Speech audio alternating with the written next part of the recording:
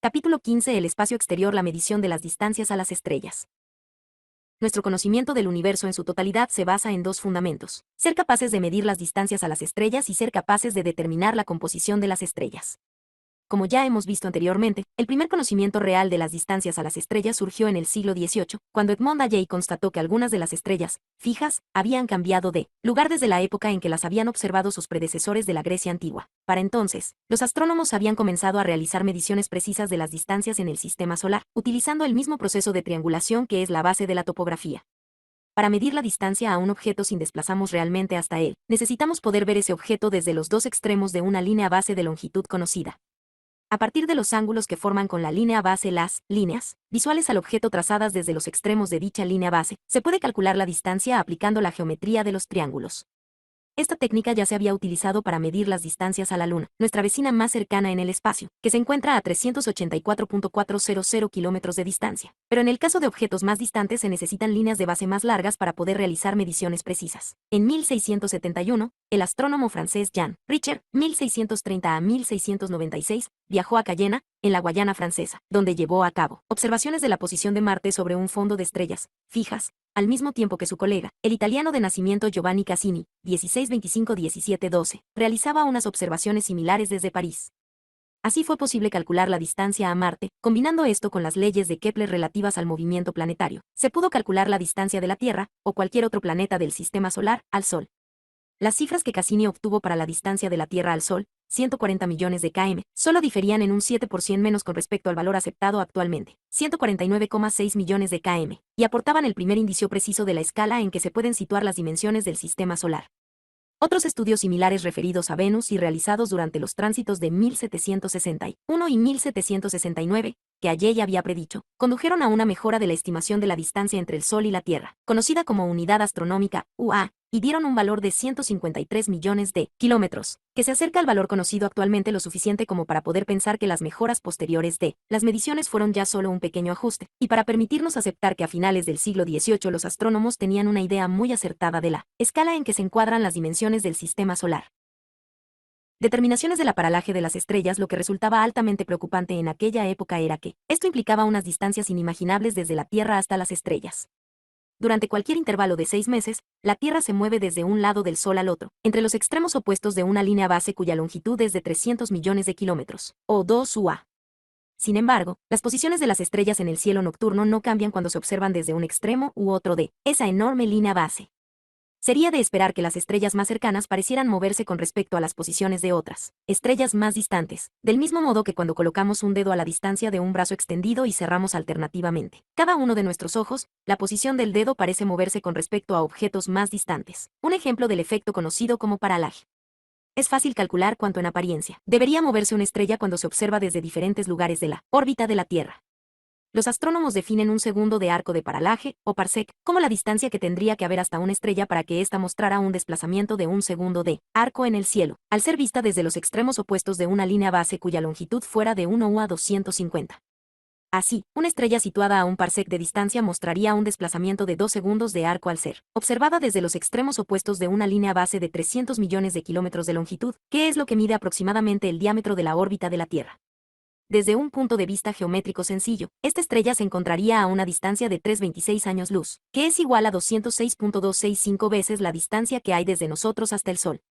Sin embargo, ninguna estrella está lo suficientemente cerca de nosotros como para mostrar esta cantidad de desplazamiento de paralaje cuando la Tierra se mueve alrededor del Sol. Había ya indicios de que las estrellas debían estar a unas distancias del calibre que este sencillo cálculo marcaba. Christian Huygens, por ejemplo, intentó calcular la distancia de la Tierra a Sirio, la estrella que brilla más en el cielo nocturno.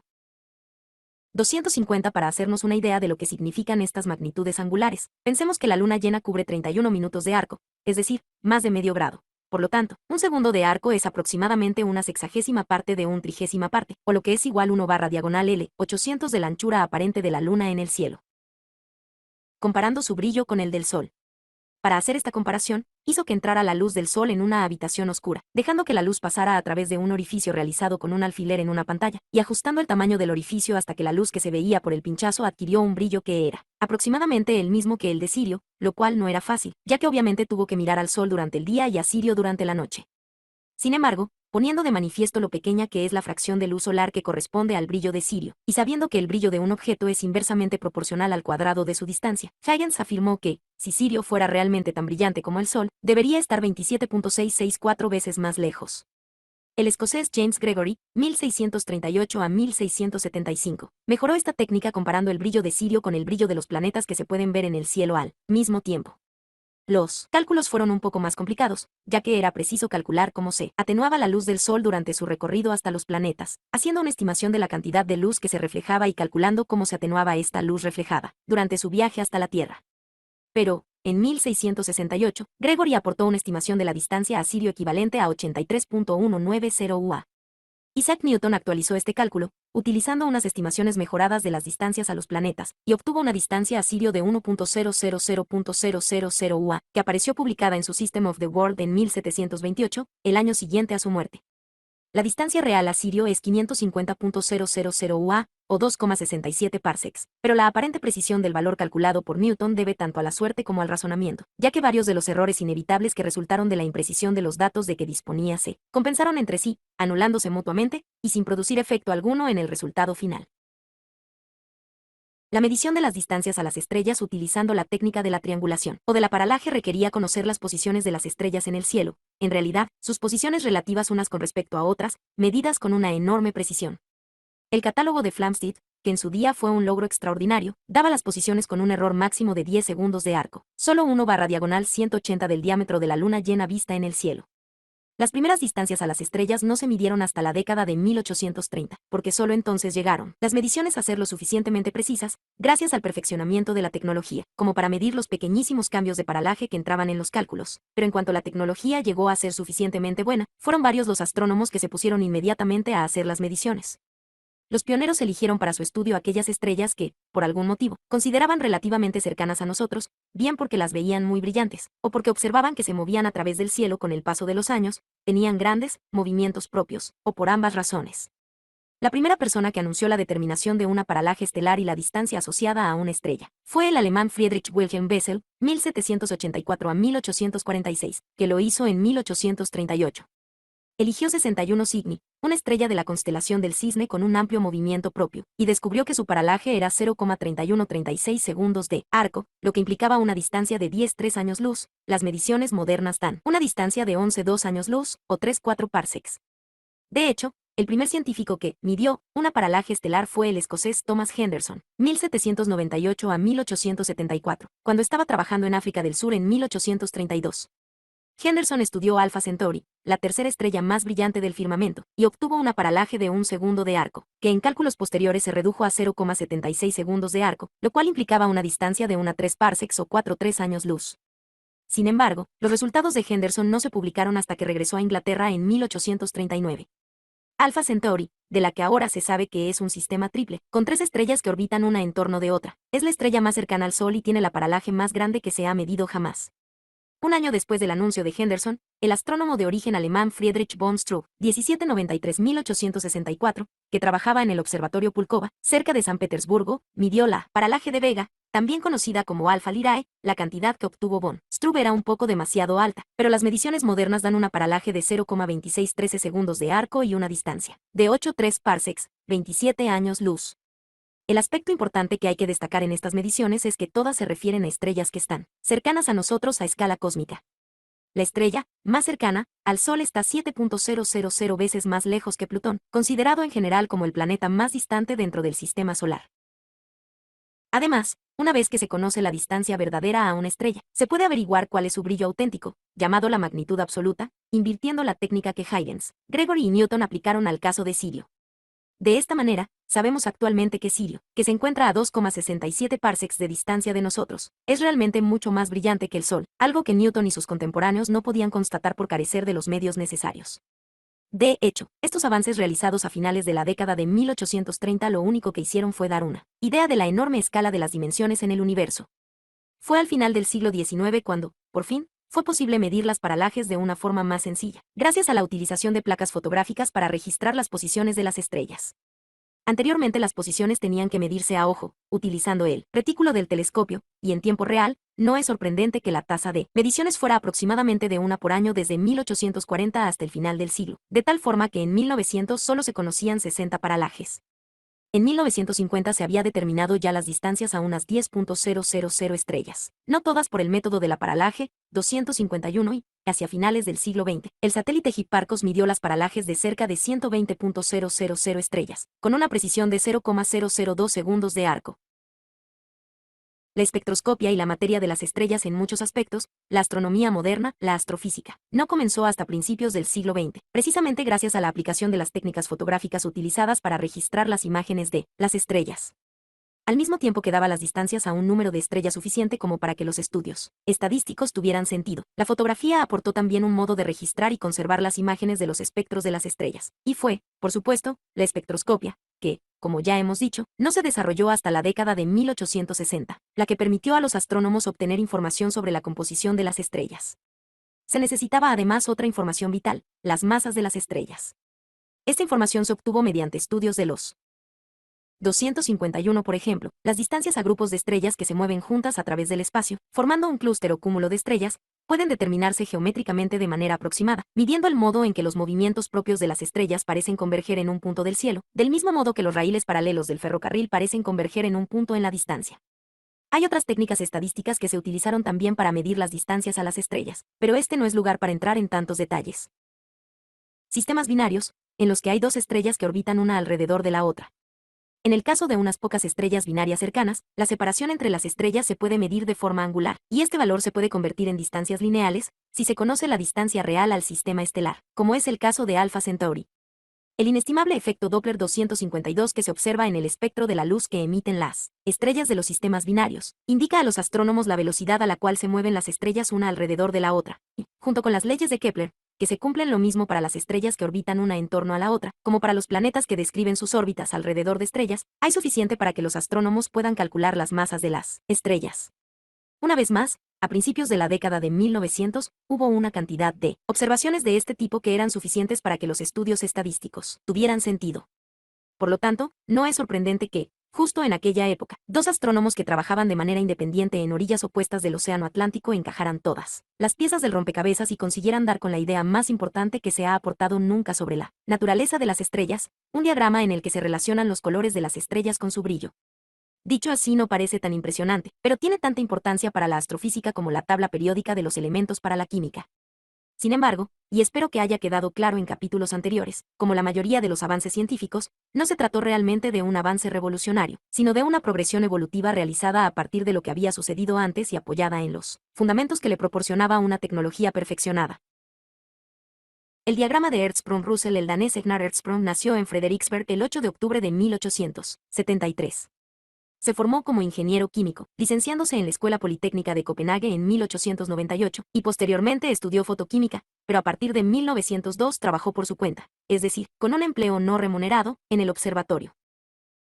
252. Este efecto aprieta las ondas de la luz procedente de objetos que se mueven hacia nosotros, desplazando las características registradas en el espectro hacia el extremo azul del mismo, y alarga las ondas de la luz procedente de objetos que se alejan de nosotros, produciendo un desplazamiento hacia el rojo, de tal forma que en ambos casos la medida del desplazamiento indica la velocidad relativa del objeto. De la Universidad de Copenhague, aprendiendo a realizar observaciones astronómicas y aplicando sus conocimientos de fotografía a dichas observaciones. Durante este tiempo, descubrió la relación existente entre el brillo de una estrella y su color, pero publicó sus resultados, en 1905 y 1907, en una revista de fotografía, donde pasaron desapercibidos para los astrónomos profesionales de todo el mundo. Aún así, la fama local de Hertzsprung creció hasta el punto de que, en 1909, Karl Schwarzschild, 1873 a 1916, con quien había mantenido correspondencia, le ofreció un puesto en el observatorio de Gotinga.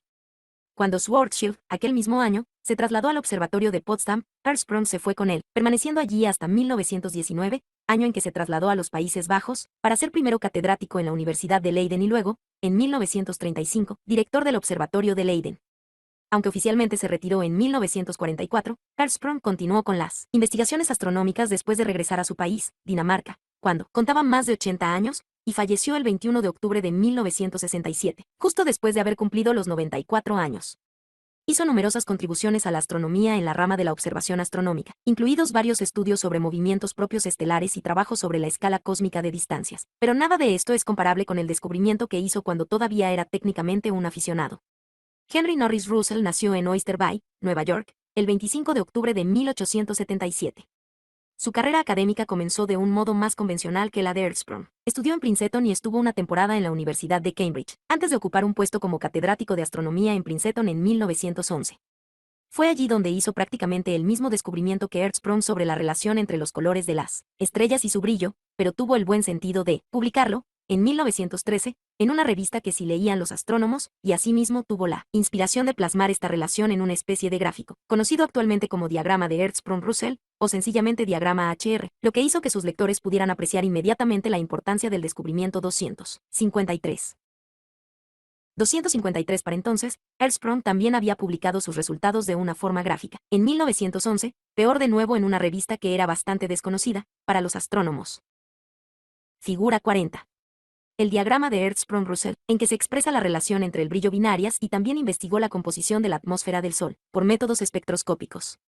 Se jubiló en 1947 y falleció en Princeton el 18 de febrero de 1957. La contribución de Earthsprong a este descubrimiento fue reconocida rápidamente, de ahí el nombre que se dio al diagrama. Russell permaneció en su puesto de Princeton durante el resto de su vida laboral, aunque también hizo buen uso de los telescopios que se construyeron en California durante los años siguientes. Además del diagrama HR, Russell realizó importantes contribuciones al estudio de las estrellas de una estrella, vertical, y su color, horizontal. La relación color-magnitud y las distancias a las estrellas. La cuestión crucial con respecto al diagrama HR, llamado a veces diagrama color-magnitud, ya que en astronomía se utiliza magnitud como otra palabra para referirse al brillo, es que pone de manifiesto que la temperatura de una estrella está estrechamente relacionada con su color. Aquí no estamos hablando solo de un modo cualitativo sobre los colores del arco iris, aunque es verdad que las estrellas azules y blancas son siempre intrínsecamente brillantes, mientras que algunas estrellas anaranjadas y rojas son brillantes y otras son bastante apagadas. 254. La observación crucial que hizo Earthsprong durante la primera década del siglo XX. Los astrónomos saben hacerlo mejor y pueden expresar la medición del color de forma cuantitativa. Definen el color de una estrella con gran precisión hablando de la cantidad de energía que irradia a diferentes longitudes de onda, lo que nos dice la temperatura de la superficie que está emitiendo la luz. Utilizando las conocidas propiedades de la radiación de un cuerpo negro, la temperatura de la superficie de una estrella se puede determinar a partir de mediciones a solo 3 longitudes de onda. En caso de necesidad, y conformándonos con un poco menos de precisión, se pueden hacer mediante 2 longitudes de onda. Pero el brillo intrínseco de una estrella, su magnitud absoluta, nos dice cuánta energía está emitiendo la estrella de manera global, con independencia de su temperatura. Algunas estrellas rojas pueden ser al mismo tiempo frías y brillantes porque son muy grandes, con lo que, aunque cada metro cuadrado de su superficie solo esté incandescente al rojo, hay una enorme cantidad de metros cuadrados que despiden energía hacia el universo. Las estrellas pequeñas solo pueden ser así de brillantes y tienen una incandescencia azul o blanca, de tal forma que sea mucha la energía que atraviese cada metro cuadrado de su pequeña superficie. Y las pequeñas estrellas anaranjadas, como el Sol, son intrínsecamente menos brillantes que las estrellas más calientes del mismo tamaño o que las estrellas más grandes, que tengan la misma temperatura. Y lo más interesante llega cuando se tiene en cuenta también las masas de las estrellas. Cuando las temperaturas, o colores, y los brillos, o magnitudes, de las estrellas se reflejan en el diagrama HR, la mayoría de las estrellas quedan en una banda que se extiende cruzando el diagrama en diagonal, de tal forma que las estrellas calientes y de gran masa que tienen más o menos el mismo tamaño, diámetro, que el Sol aparecen en un extremo de la banda, y las 254 recalcamos lo de, intrínsecamente, brillantes o apagadas. No se trata del brillo aparente de una estrella en el firmamento, sino de lo brillante que es en realidad, vista muy de cerca, lo cual sabemos a partir de la distancia a la que se encuentra.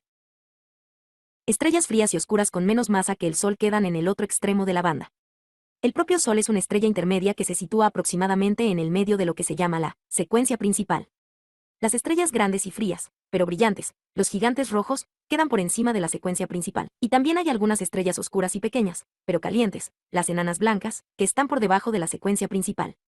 Fue precisamente la secuencia principal la que dio a los astrofísicos la primera idea sobre el funcionamiento interno de las estrellas, una idea que desarrolló inicialmente y con amplitud el astrónomo británico Arthur Eddington, al que se suele considerar a veces como el primer astrofísico, ya que fue él quien descubrió la relación entre la masa de una estrella y su posición dentro de la secuencia principal. Eddington nació en Kendal, Inglaterra, en la región de los lagos, el 28 de diciembre de 1882.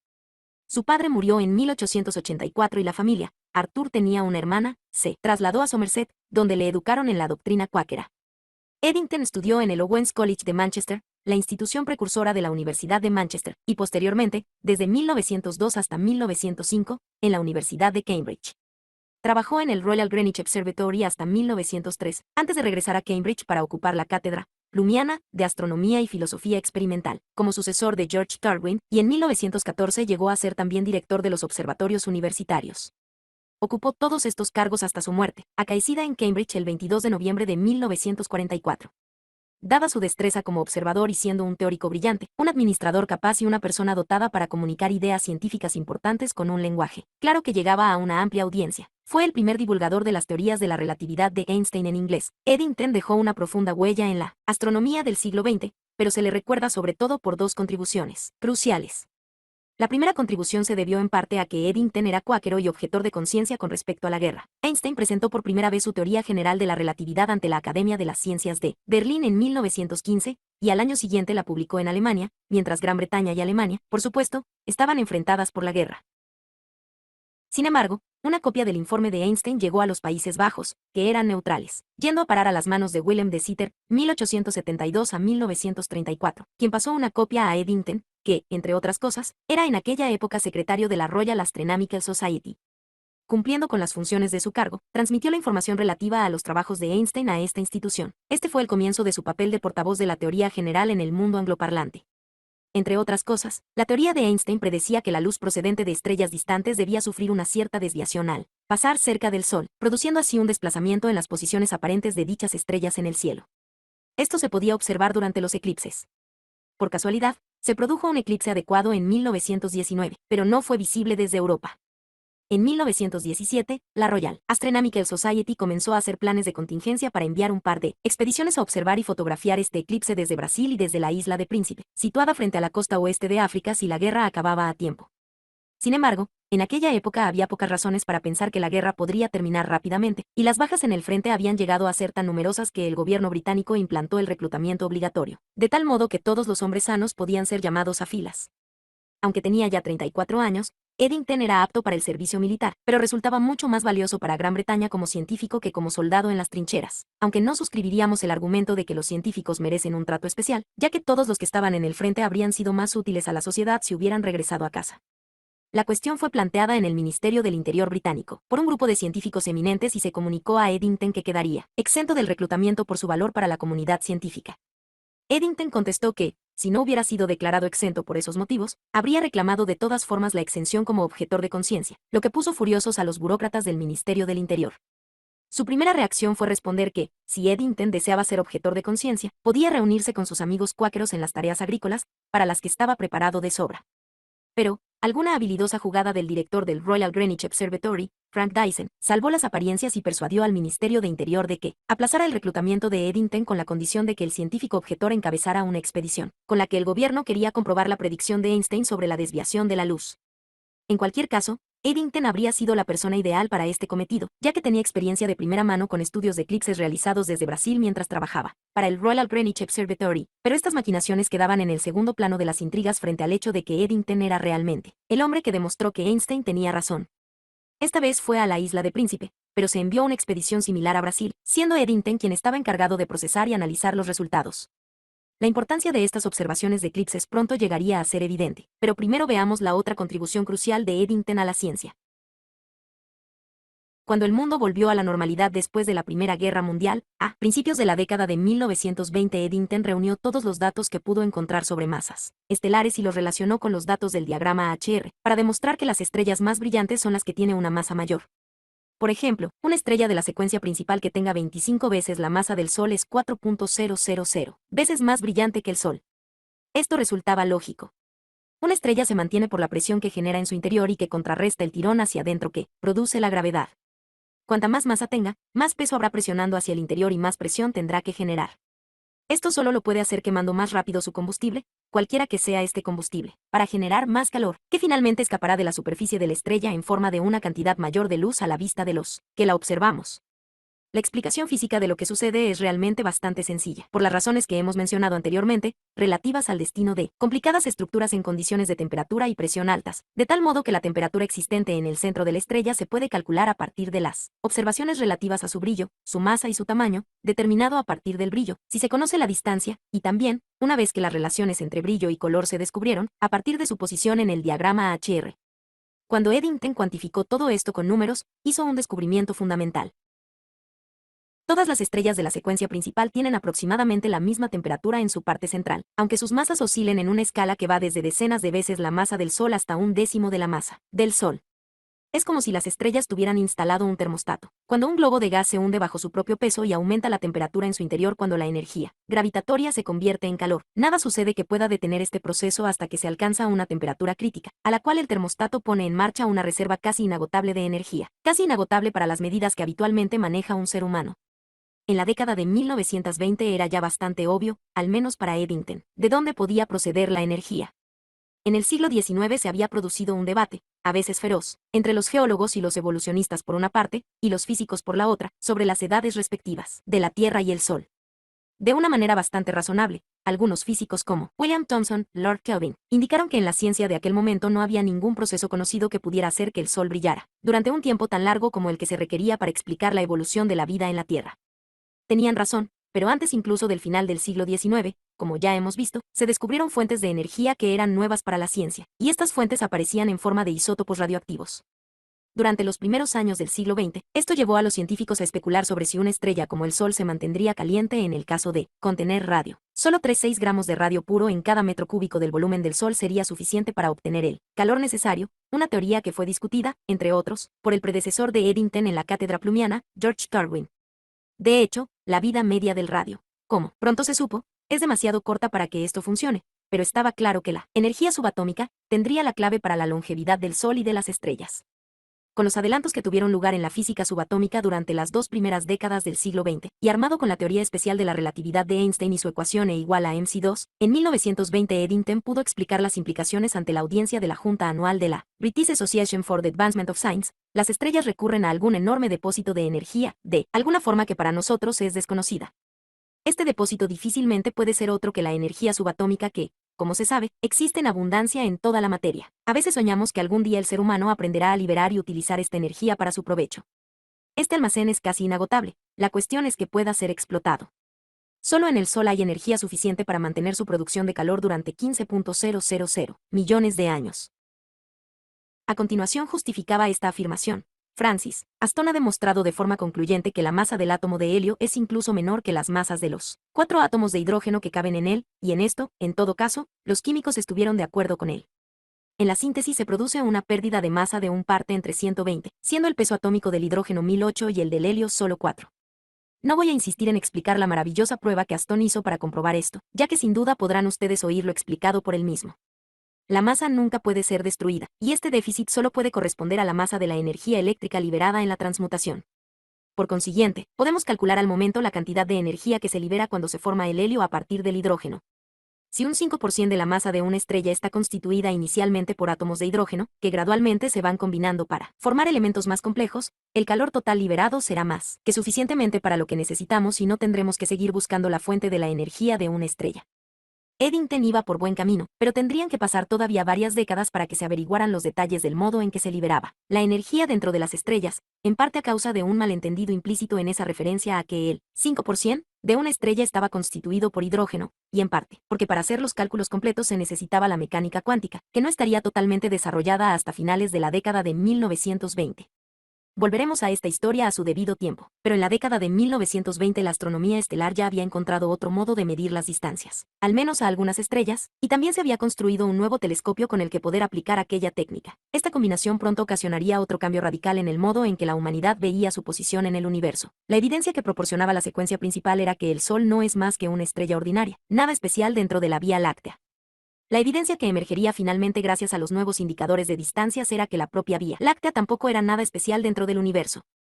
La relación entre color y magnitud que se reflejaba en el diagrama HR nos da un indicio del calibre de las distancias a las estrellas. Si medimos el color de una estrella, sabremos si pertenece o no a la secuencia principal, y esto nos dice cuál es su magnitud absoluta. Por lo tanto, todo lo que tenemos que hacer es medir su magnitud aparente para averiguar luego a qué distancia está. Al menos en principio. Las cosas no son tan fáciles en la práctica, principalmente a causa del polvo que hay en el espacio, en todo el recorrido de la línea visual que trazamos hasta la estrella en cuestión, lo que hace que su luz palidezca, causando lo que se llama extinción, y parezca más roja, un proceso conocido como enrojecimiento, pero que no tiene nada que ver con el corrimiento hacia el rojo. Esto produce unas interferencias que alteran nuestras observaciones relativas al color y al brillo, aunque los efectos a menudo se compensan mutuamente, al menos de una manera aproximada, por el hecho de estar mirando a diferentes estrellas situadas más o menos en la misma dirección en el espacio. Sin embargo, el paso decisivo en la consecución de una escala de distancias cósmicas surgió a partir de un tipo de investigación bastante diferente, que también estaba en marcha aproximadamente en la época en que Hertzsprung y Russell estaban desarrollando sus teorías sobre la relación color-magnitud. El descubrimiento se produjo como resultado de una investigación sobre las estrellas de los cielos del hemisferio austral, realizada bajo la dirección de Edward Pickering, 1846 a 1919, que llegó a ser director del Harvard University Observatory. En 1876. Pickering era un catalogador inveterado y aportó la inspiración a la siguiente generación de astrónomos estadounidenses, pero su única y más importante contribución a la astronomía se produjo a partir de un estudio de los cielos del hemisferio austral que su hermano William Pickering, 1858 a 1938, realizó para él en Perú.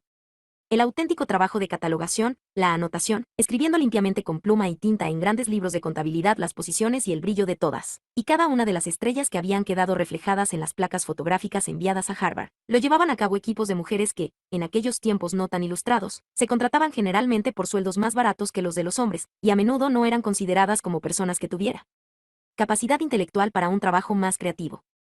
A favor de Pickering hay que decir que animó a algunas de estas mujeres que mostraban una cierta aptitud para la astronomía a incorporarse a la investigación propiamente dicha, dando así a unas pocas de ellas la oportunidad de entrar en el mundo académico de la época, que era casi exclusivamente masculino. Una de estas mujeres fue Henriette Swan Leavitt, 1868 a 1921, que se sumó al equipo de Harvard en 1895. Hasta tal punto llegaba su entusiasmo por la astronomía, que entró inicialmente como voluntaria sin sueldo, aunque más tarde llegó a ser directora del Departamento de Fotometría Fotográfica. Pickering le encomendó la tarea de identificar las estrellas variables en los cielos del hemisferio austral, lo cual solo se podía hacer comparando placas fotográficas de la misma región obtenidas en diferentes momentos, para ver si alguna de las estrellas había cambiado de aspecto. Tales variaciones pueden producirse por dos motivos. En primer lugar, puede ser porque la estrella sea realmente un sistema binario y estemos viendo eclipses parciales ocasionados cuando una estrella se desplaza frente a la otra, y el estudio de los sistemas binarios, como ya hemos visto, es fundamental para medir las masas estelares. En segundo lugar, las estrellas pueden ser intrínsecamente variables y su brillo puede cambiar como resultado de algún cambio en su estructura interna, una cuestión que es en sí misma sumamente interesante. Por lo que sabemos hoy en día, algunas de estas estrellas aumentan y reducen alternativamente su tamaño, brillando de forma intermitente en un ciclo repetitivo, de tal forma que su emisión de luz cambia regularmente a medida que van pasando de una fase a otra del ciclo. Uno de estos tipos de estrellas intermitentes es el que se conoce como las cefeidas, denominadas así según el ejemplo típico de esta clase de estrellas, una estrella llamada Delta Cefeo, que fue identificada como estrella variable por el astrónomo inglés John Goodricke en 1784, 2 años antes de su muerte, que le sobrevino cuando solo contaba 21 años de edad. Todas las cefeidas muestran una pauta característica de aumento y reducción del brillo que se produce regular y repetidamente, pero algunas tienen periodos tan cortos como un día, mientras que otras tienen periodos de más de 100 días. La escala de distancias de las cefeidas, las placas fotográficas del Perú que Leavitt estaba estudiando en Harvard, cubrían dos nubes de estrellas, conocidas como Gran Nube de Magallanes y Pequeña Nube de Magallanes, de las que actualmente se sabe que son pequeñas galaxias satélites asociadas a la Vía Láctea, la galaxia en la que nosotros vivimos.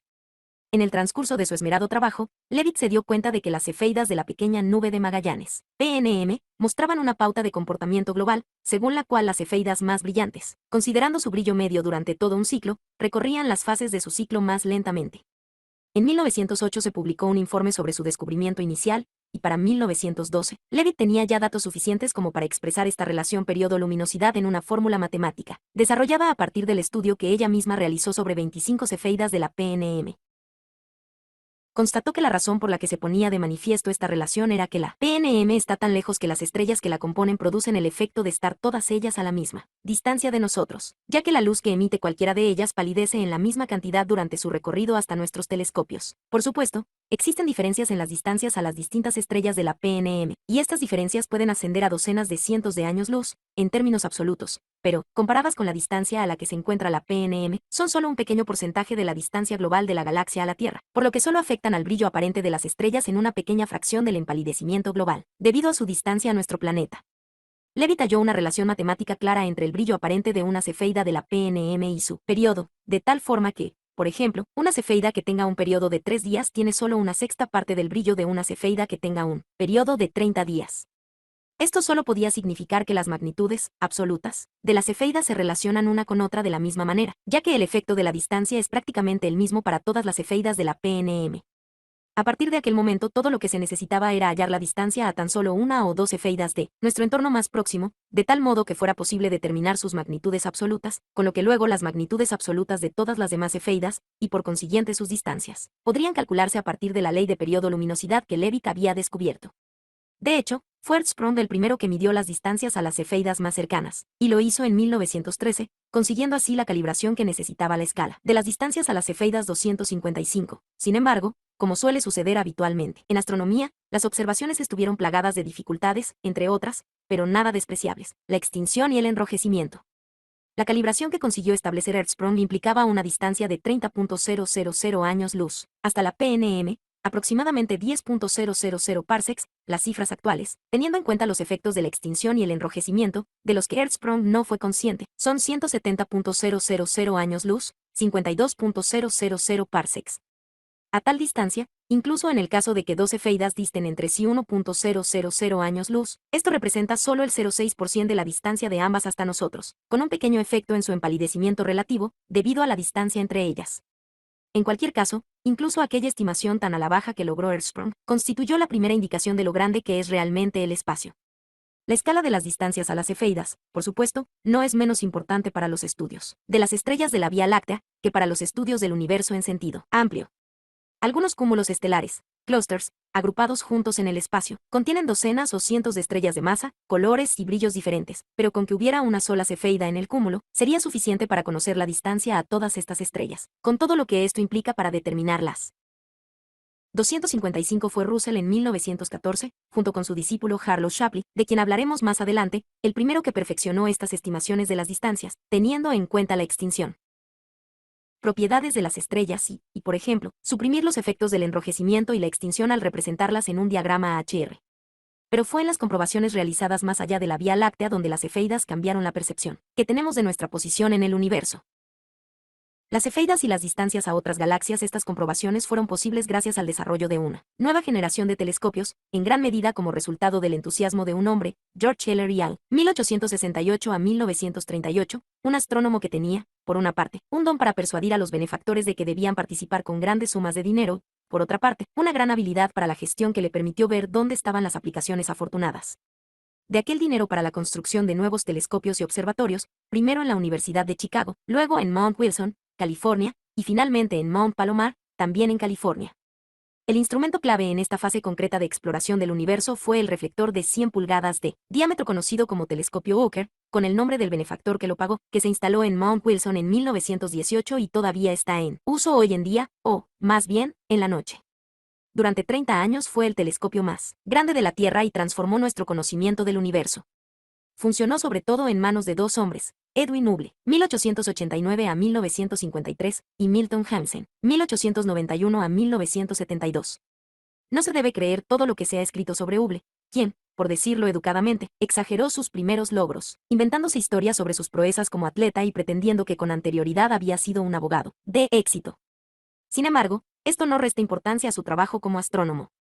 La primera persona que utilizó las cefeidas para confeccionar un mapa de la Vía Láctea que se parece al que tenemos actualmente fue un antiguo discípulo de Russell, Harlow Shapley, 1865 a 1972, que lo hizo durante la segunda década del siglo XX.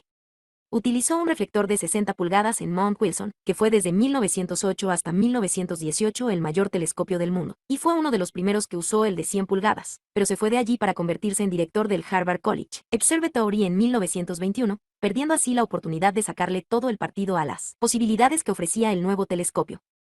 Lo que Shapley no sabía era que algunas de las estrellas que él consideró cefeidas pertenecían en realidad a otra familia diferente, conocida en la actualidad como estrellas RR Lyrae. se comportan de una manera similar a las cefeidas, lo que hace que sean por sí mismas unos importantes indicadores de la distancia, pero con una relación diferente periodo-luminosidad. Afortunadamente, algunos de los errores que esta confusión introdujo en los cálculos de Shapley quedaron contrarrestados por el hecho de que no estaba teniendo en cuenta debidamente la extinción. Para entonces estaba ya claro, y había estado cada vez más claro desde la época de Galileo y Thomas Wright, que la banda de luz que se ve en el cielo nocturno y se conoce como Vía Láctea es un sistema aplanado con forma de disco que contiene un enorme número de estrellas, y que el Sol es solo una estrella más entre esta multitud. Muchos habían creído que el Sol se encontraba en el centro de este disco de estrellas que forma la Vía Láctea. Sin embargo, también hay concentraciones de estrellas, en sistemas aproximadamente esféricos, que se conocen como clústeres globulares, o cúmulos globulares de estrellas, y están situados por encima y por debajo del plano de la Vía Láctea, ocupando un volumen de espacio esférico en el que está incrustado el disco de la Vía Láctea. Trazando las distancias a los cúmulos globulares de estrellas, Shapley encontró el centro de esta esfera y dejó claro que el Sol no está en el centro de la Vía Láctea. En 1920, sus mediciones indicaban que la propia Vía Láctea tenía un diámetro de unos 100.000 parsecs, y que su centro estaba a aproximadamente 10.000 parsecs, más de 30.000 años luz, de distancia de nosotros. Sus cifras seguían estando afectadas por el problema de la extinción y por la confusión de las estrellas RR, Lyrae con las cefeidas. En la actualidad sabemos que calculó casi correctamente la distancia al centro de la Vía Láctea. Las cifras modernas dan entre 8.000 y 9.000 parsecs, pero el diámetro global que calculó para la galaxia era demasiado grande. Actualmente su diámetro se estima en unos 28.000 parsecs. El propio disco de la Vía Láctea tiene un espesor de solo un par de cientos de parsecs. Realmente es muy delgado, si se compara su espesor con su diámetro. Pero los números son menos importantes que el hecho de que Shapley hubiera conseguido bajar un poco más la categoría de nuestro hogar en el espacio, relegando al Sol a una ubicación ordinaria en los suburbios del disco de la Vía Láctea y reconociéndolo como un miembro sin importancia de un sistema que contiene, según los cálculos, varios cientos de miles de millones de estrellas. No obstante, a principios de la década de 1920, era una idea ampliamente difundida que la Vía Láctea dominaba el universo. Aunque se veía otras manchas difusas de luz en el cielo nocturno, como las nubes de Magallanes, se pensaba que eran pequeños sistemas menores que se comportaban como satélites de la Vía Láctea, algo parecido en cierto modo a los cúmulos globulares de estrellas, o unas nubes de gases incandescentes situadas dentro de la Vía Láctea. Solo unos pocos astrónomos, entre los que el más vociferante era el estadounidense Heber Curtis, 1872 a 1942, opinaron que muchas de aquellas nebulosas espirales eran en realidad galaxias de pleno derecho, situadas tan lejos que no se podía distinguir de una en una las estrellas contenidas en ellas, ni siquiera con los mejores telescopios, disponibles en aquellos tiempos 256. También dijeron que la Vía Láctea tenía un tamaño mucho menor que el que había calculado Shapley y que era solo un universo isla, entre muchas galaxias de tamaño comparable diseminadas por el vacío. Aquí es donde Hubble entra en escena. En el invierno de 1923 a 1924, utilizando el telescopio Hooker de 100 pulgadas, Hubble consiguió distinguir estrellas individualmente dentro de una gran nebulosa espiral conocida como M31, situada en la dirección de la constelación Andrómeda. A veces se denomina la nebulosa de Andrómeda o la galaxia de Andrómeda. Lo que aún era mejor, para su sorpresa, pudo identificar varias cefeidas en esta nebulosa y calcular su distancia, que resultó ser de 300.000 parsecs, casi 1.000.000 de años luz, con la calibración moderna de la escala de distancias a las cefeidas y un mejor tratamiento de problemas como la extinción. Se sabe ahora que la galaxia de Andrómeda está aún más lejos, a una distancia de 700.000 parsecs. Inmediatamente después de realizar este descubrimiento, Hubble descubrió cefeidas en varias otras nebulosas similares, demostrando que Curtis tenía razón en lo esencial. Tras el desarrollo de otras técnicas para medir distancias a las galaxias, incluidas las observaciones de estrellas que explotaban, las supernovas, que tienen todas aproximadamente el 256 del mismo modo que no se puede distinguir las estrellas de la Vía Láctea a simple vista, y no fueron descubiertas hasta que Galileo dirigió su telescopio hacia ellas. Mismo brillo absoluto máximo, quedó claro finalmente que, del mismo modo que hay cientos de miles de millones de estrellas en la Vía Láctea, también hay cientos de miles de millones de galaxias en el universo visible, que se extiende a lo largo de miles de millones de años luz en todas las direcciones. El sistema solar es una mota insignificante dentro de lo que también es una mota insignificante en toda su gran amplitud, pero el paso clave para hacer el mapa del universo sigue siendo la relación magnitud-distancia para las cefeidas, con respecto a la cual se calibran los indicadores secundarios de la distancia, como son las supernovas. Y, como resultado, quedaron unos restos de las dificultades iniciales debidas a problemas, tales como la extinción, que, hasta bien entrada la década de 1990, estuvieron distorsionando nuestra percepción del lugar que ocupamos en el universo. Como muestra el ejemplo de la gran nebulosa espiral conocida como M31, en la escala de distancias utilizada por Hubble todo parecía estar más cerca de lo que realmente está. Para una galaxia de un cierto tamaño, por ejemplo, del mismo tamaño absoluto que la propia Vía Láctea. Cuanto más cerca está, mayor es el trozo de cielo que cubre. Lo que los astrónomos realmente miden es el tamaño angular que tiene la galaxia en el cielo. Si piensan que está más cerca que lo que está en realidad, creerán que es más pequeña que lo que en realidad es. El aeroplano de juguete de un niño colocado enfrente de mi cara y el avión de pasajeros 747 que se dispone a aterrizar parecen tener el mismo tamaño angular, pero sí quiero calcular cuánto mayor es el 747 en comparación con el avión de juguete. Esta proporción dependerá de lo lejos que piense que está el avión de pasajeros. El valor excesivamente bajo que se calculó para las distancias de las galaxias significa que al principio se subestimaron los tamaños de todas las galaxias situadas más allá de la Vía Láctea, y parece ser que esta galaxia estaba considerada como el mayor objeto de su clase en todo el universo. Los sucesivos ajustes que fueron perfeccionando la escala de distancias cambiaron gradualmente esta percepción durante décadas, pero hasta finales de la década de 1990 no quedó finalmente establecido que nuestra galaxia es precisamente de tamaño mediano, y esto se consiguió utilizando los datos sobre cefeidas que obtuvo el telescopio espacial Hubble estudiando un número significativo de galaxias espirales similares a la Vía Láctea. 257 continuando sus investigaciones a partir del trabajo que realizó en 1923 a 1924 y con la ayuda de Milton Jameson a finales de la década de 1920 y principios de 1930. Hubble amplió sus mediciones de distancias al caso de galaxias situadas en zonas más alejadas del universo, llegando lo más lejos posible con el telescopio de 100 pulgadas. Aunque las distancias directas a las cefeidas solo se podían medir para un puñado de galaxias relativamente cercanas. Conociendo las distancias a estas galaxias, Hubble pudo calibrar otros fenómenos de las galaxias en general, tales como las supernovas o el brillo de objetos especiales situados dentro de las espirales, y luego utilizó estas calibraciones como indicadores secundarios para medir distancias a galaxias más remotas, en las que las cefeidas no podían ser observadas con una buena resolución, ni siquiera con el telescopio de 100 pulgadas. Precisamente mientras llevaba a cabo este estudio, Hubble hizo el descubrimiento al que su nombre quedaría asociado para siempre, que existe una relación entre la distancia a una galaxia y el corrimiento hacia el rojo en el espectro de la luz procedente de dicha galaxia. La preponderancia de los corrimientos hacia el rojo en la luz procedente de las nebulosas había sido descubierta en realidad por Besto Slipher, 1875 a 1969, durante la segunda década del siglo XX, mientras trabajaba en el Lowell Observatory, en Flagstaff, Arizona, utilizando un telescopio de refracción de 24 pulgadas. Los trabajos que realizó para obtener espectros de unos objetos tan difusos, utilizando fotográficamente este telescopio, se encuadraban dentro de la tecnología más avanzada de su tiempo. Y Slipher estaba convencido de que estas nebulosas difusas debían estar compuestas por muchas estrellas individuales, dada la similitud entre sus espectros y los espectros de las estrellas en general. Pero sus instrumentos no eran lo suficientemente avanzados como para ver con una buena resolución las estrellas individuales de estas nebulosas, por lo que no pudo dar el paso que más tarde daría Hubble en la década de 1920 y no consiguió medir las distancias a las nebulosas que estudió. En 1925, Slipher había medido 39 corrimientos hacia el rojo en las nebulosas, pero solo había hallado 2 corrimientos. 257 fui uno de los miembros del equipo que finalmente dejó establecido que la Vía Láctea es tan solo una galaxia ordinaria. Mis colegas fueron Simon Goodwin, que actualmente trabaja en la Universidad de Cardiff, y Martin Henry, que está ahora en la Universidad de Glasgow. Hacia el azul.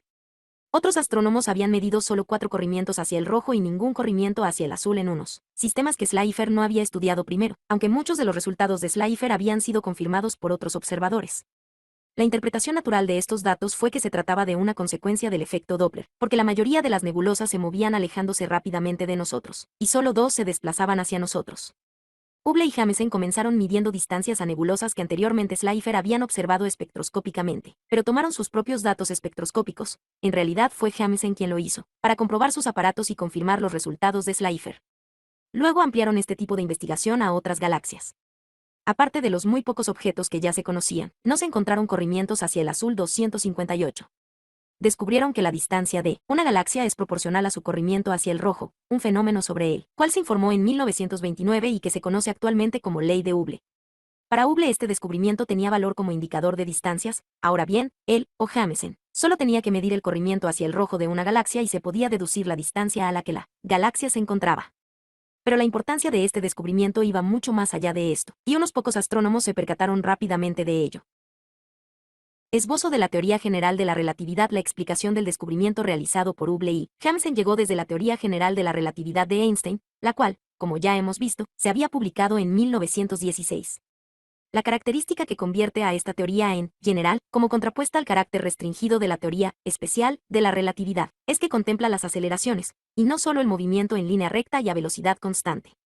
Sin embargo, el gran acierto de Einstein fue constatar que no existe distinción alguna entre aceleración y gravedad. afirmó que esta idea se le ocurrió un día, mientras estaba sentado en su mesa de trabajo de la oficina de patentes de Berna.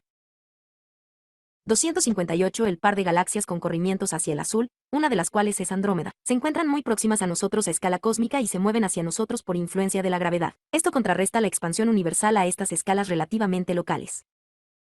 Cuando se dio cuenta de que una persona que cae de un tejado se sentiría sin peso y no percibiría el tirón de la gravedad, la aceleración de su movimiento hacia abajo anula la sensación de peso, porque ambas son exactamente iguales.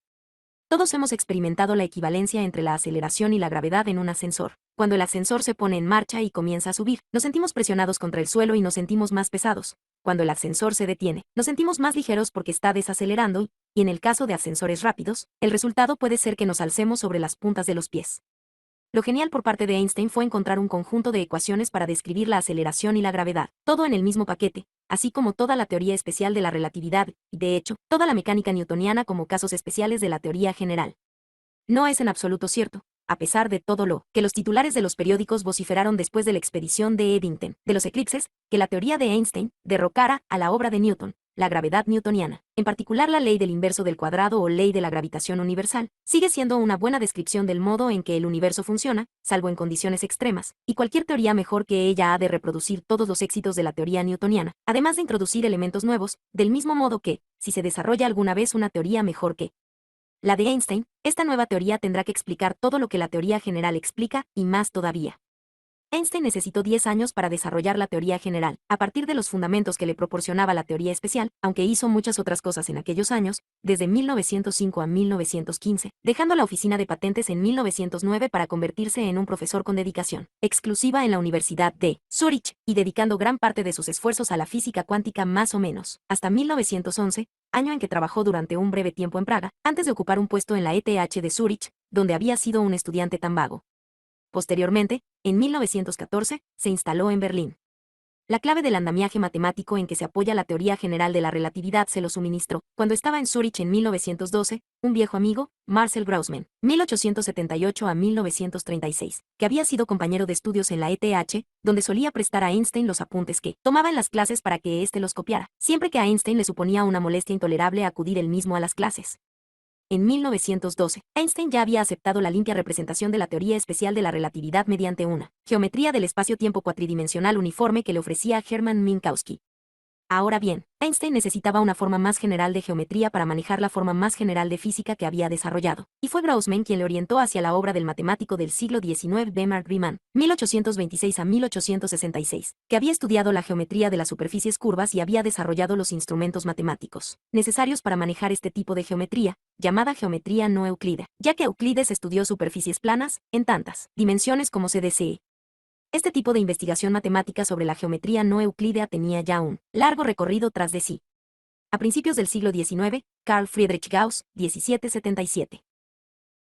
1855, trabajó sobre las propiedades de unas geometrías en las que, por ejemplo, las líneas paralelas pueden cortarse entre sí. La superficie de la Tierra es un ejemplo, ya que muestra las líneas de latitud, que son paralelas en el ecuador y se cortan en los polos.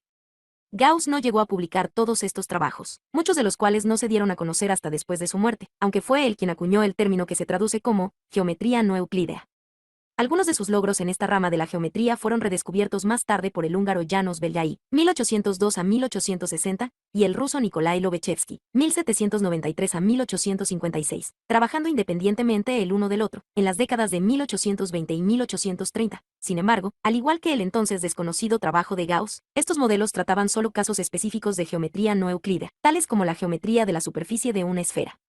La excelente contribución de Riemann consistió en encontrar y presentar en una conferencia pronunciada en la Universidad de Gotinga, en 1854, un tratamiento matemático general que fue la base para toda la geometría, ya que proporcionaba una serie de descripciones matemáticas diferentes para una serie de geometrías diferentes, que son todas ellas igualmente válidas y entre las que se encuentra, solo como un ejemplo más, la geometría euclídea, tan familiar en la vida cotidiana. Estas teorías fueron introducidas en el mundo anglohablante por el matemático británico William Clifford, 1845 a 1879, que tradujo la obra de Riemann, que no se publicó hasta 1867, un año después de la temprana muerte de Riemann, debida a la tuberculosis, y la utilizó como base para formular una hipótesis según la cual el mejor modo de describir el universo en toda su amplitud es en términos de espacio curvo. En 1870 leyó un informe ante la Cambridge Philosophical Society en el que hablaba de variación en la curvatura del espacio, y hacía una analogía consistente en decir que cualesquiera pequeñas porciones del espacio tienen, de hecho, una naturaleza análoga a la de pequeñas colinas situadas sobre una superficie que es por término medio plana. Es decir, las leyes ordinarias de la geometría no son válidas para esas pequeñas porciones del espacio.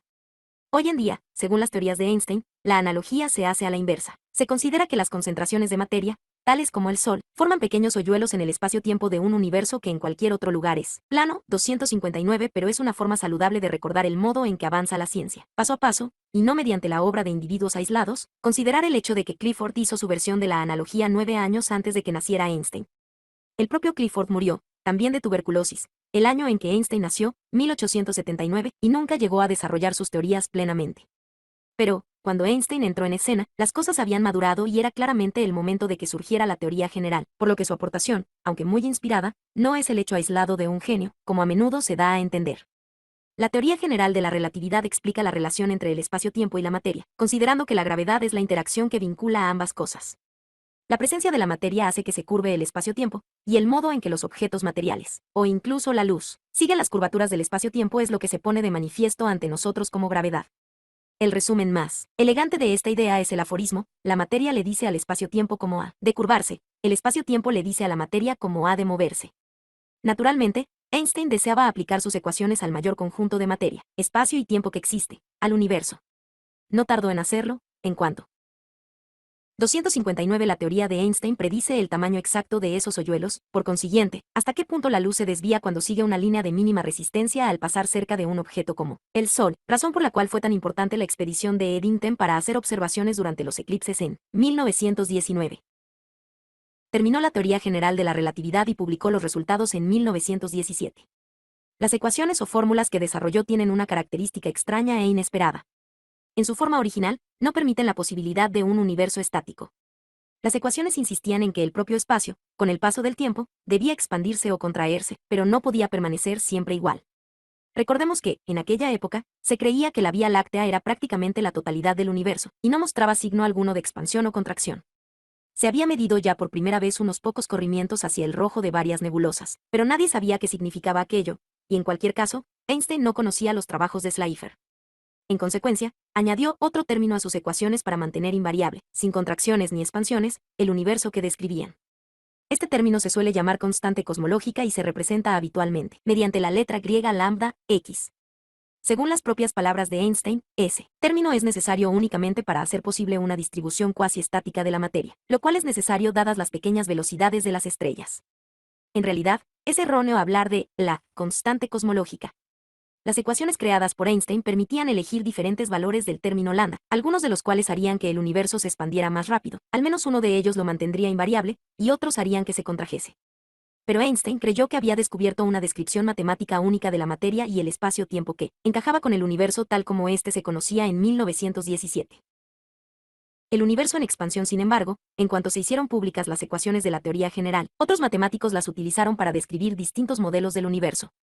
También en 1917, Willem de Sitter, en Holanda, encontró una solución para las ecuaciones de Einstein, con la que describió un universo que se expandía a una velocidad exponencial, de tal modo que, si después de cierto tiempo la distancia entre dos partículas se duplica, tras pasar otro intervalo igual de tiempo se cuadruplica, en el siguiente intervalo de la misma duración se multiplica por 8, en el siguiente por 16, y así sucesivamente. En Rusia, Alexander Friedman, 1888-1925, encontró una familia completa de soluciones para estas ecuaciones, algunas de las cuales describían universos en expansión y otras universos que se contraían, y publicó los resultados en 1922, lo que causó en cierto modo el enfado de Einstein, ya que había tenido la esperanza de que sus ecuaciones constituirían una descripción única del universo. Además, el astrónomo belga Georges Lemaître, 1894 a 1966, que también era sacerdote, publicó independientemente en 1927 unas soluciones similares para las ecuaciones de Einstein. Hubo algunos contactos entre Hubble y Lemaître, que visitó Estados Unidos a mediados de la década de 1920 y estuvo presente en la reunión, celebrada en 1925 donde se anunció el descubrimiento de cefeidas en la nebulosa de Andrómeda. El anuncio corrió a cargo de Henry Norris Russell, en nombre de Hubble, que no estuvo presente en la reunión.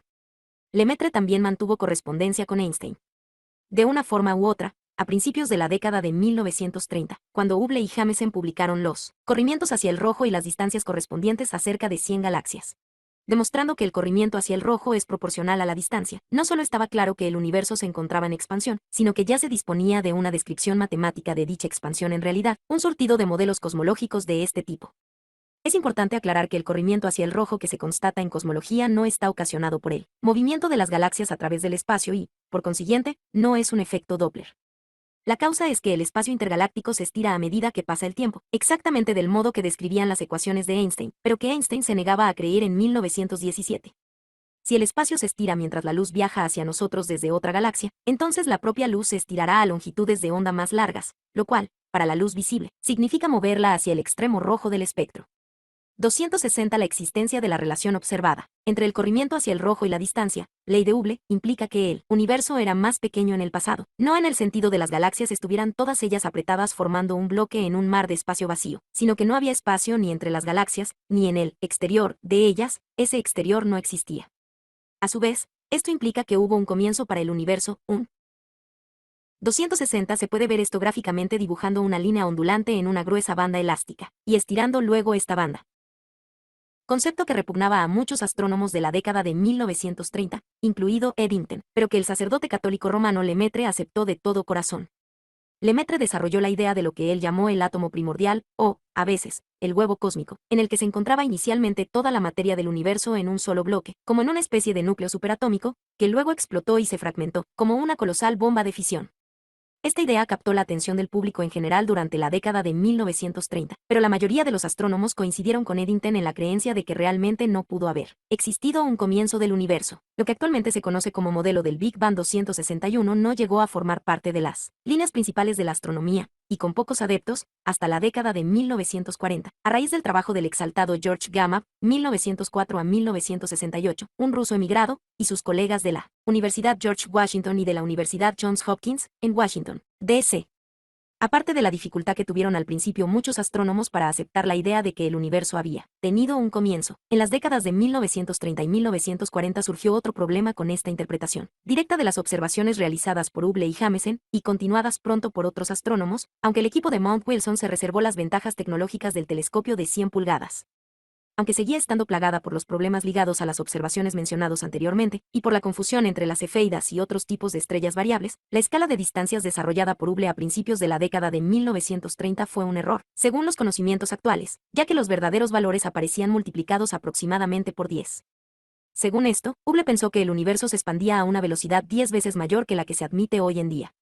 Utilizando las ecuaciones cosmológicas, derivadas de la teoría general de la relatividad, en su forma más sencilla estas soluciones corresponden a un modelo del universo que desarrollaron Einstein y de Sitter cuando trabajaban juntos a principios de la década de 1930, y que se conoce como modelo de Einstein-de Sitter, se puede calcular directamente, a partir de la 261, un término que en realidad acuñó el astrónomo Fred Hoyle en la década de 1940, para burlarse de un modelo que le parecía abominable.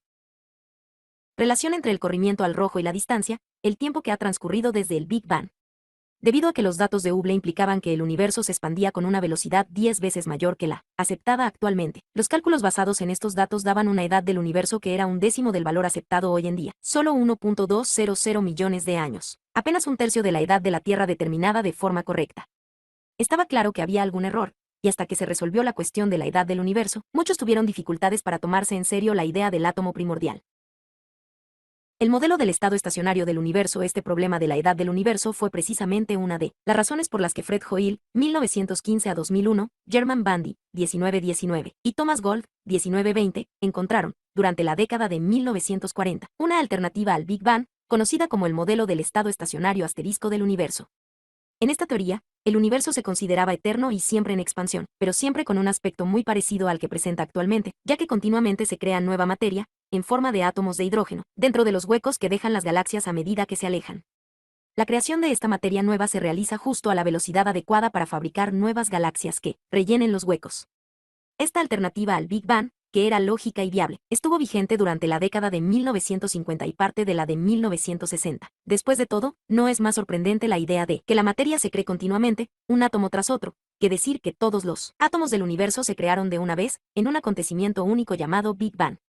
Sin embargo, con observaciones mejor realizadas, con la aplicación de las nuevas técnicas de radioastronomía desarrolladas durante la segunda mitad del siglo XX, se demostró que las galaxias más lejanas del universo, que observamos mediante ondas luminosas o de radio que partieron de ellas hace mucho tiempo, son diferentes de las galaxias cercanas, lo que prueba que el universo cambia a medida que pasa el tiempo y avanza la edad de las galaxias.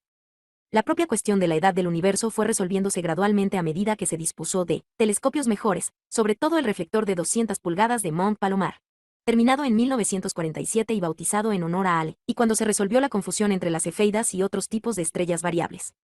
Se tardó mucho tiempo en acortar las incertidumbres en aquellas mediciones, aún difíciles, de la velocidad de expansión del universo, hasta llegar a una incertidumbre, o error, del 10%. De hecho, esto no se logró hasta finales de la década de 1990, y si se consiguió fue gracias al telescopio espacial Hubble 262, pero, a finales del siglo XX, la edad del universo estaba ya determinada con una precisión razonable, como algo situado entre 13.000 y 16.000 millones de años.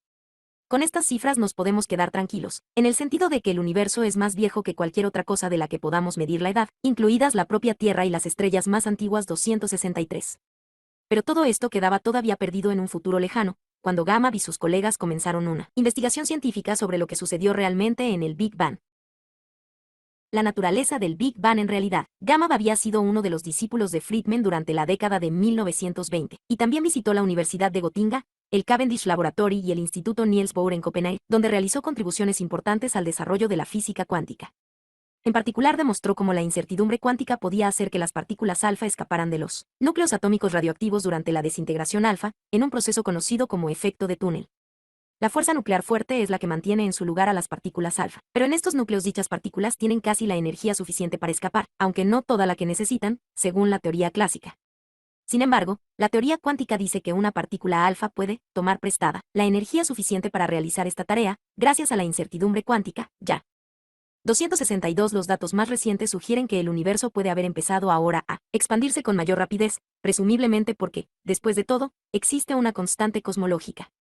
Esto no afecta significativamente a estos cálculos de la edad del universo, y además, la discusión relativa a estos trabajos que todavía se están realizando queda fuera del alcance de este libro. 263. En realidad se trata de un descubrimiento de gran calado. La edad del universo se calcula esencialmente a partir de la teoría general de la relatividad y responde a las leyes de la física a muy gran escala. Las edades de las estrellas, como veremos más adelante, se calculan esencialmente a partir de las leyes de la mecánica cuántica y utilizando la física de las escalas muy pequeñas. Sin embargo, la edad del universo resulta ser mayor que las edades de las estrellas más viejas, lo suficientemente mayor como para que hubiera el tiempo necesario para que se formaran las primeras estrellas después del Big Bang. Esta concordancia entre la física de las grandes y de las pequeñas escalas es un indicio importante de que toda la ciencia está construida sobre cimientos sólidos. Que el mundo nunca está del todo seguro de la cantidad de energía que posee.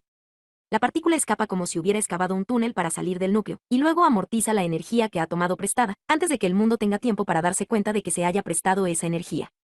Se debe a uno de los muchos descuidos del Comité del Premio Nobel el hecho de que Gamow nunca recibiera el más alto galardón por su contribución fundamental a los conocimientos que tenemos actualmente sobre física nuclear. La formación básica de Gamow en física nuclear y física cuántica marcó el modo en que él mismo y su discípulo, Ralph Alphy, 1921, junto con el colega de este último Robert Sherman, 1922 a 1997, investigaron la naturaleza del Big Bang. Al mismo tiempo que trabajaba en su plaza de la Universidad George Washington, durante la década de 1940 y a principios de la de 1950 Gamow fue asesor en el laboratorio de física aplicada de la Universidad Johns Hopkins, donde Alphy trabajó con dedicación exclusiva a partir de 1944, mientras estudiaba para su graduación, su licenciatura y finalmente para su título de doctor, concedido en 1948, a las últimas horas de la tarde y durante los fines de semana en la Universidad George Washington. Sherman tuvo una formación académica más convencional, con un doctorado en Princeton, y entró en el Johns Hopkins Laboratory en 1943, realizando inicialmente, como Alphy, trabajos relacionados con la actividad bélica. También como Alphy, trabajó sobre el universo primitivo en su tiempo de ocio. Técnicamente este trabajo fue para él como un pasatiempo.